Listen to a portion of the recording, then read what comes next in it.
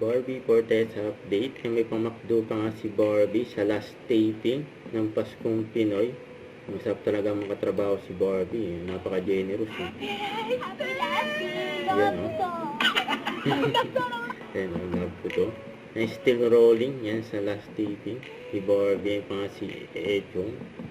Yan kay Xena, syempre ni Barbie. Yan, abangan niya sa Netflix. Yan sa post ni Direk Mark Reyes. Yan yung group picture. Yan, ng team. Yung Paskong Pinoy. Yan, perfect Christmas yung kila Barbie. Yan, iba pa yan sa TGIS.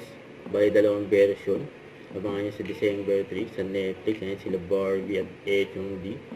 Saka ito, nasa YouTube na yung and the lie detector game nila Barbie, Miss Charo Santos at Mitch Boots ang sunrowa sa post ng Rec Crate. Ito yung pasilip with a lie detector and a set of question cards. Pag marami ba akong lies, pupunta ako sa purgatorio? Ay, di po! Hindi po. Ay, iinom lang po. Okay. so yun naman daw.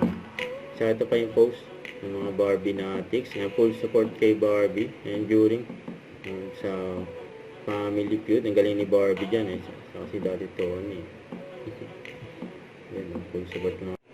Don't forget, subscribe, click the notification bell for more update. This is Richard, the Action Live. Stay tuned for more videos.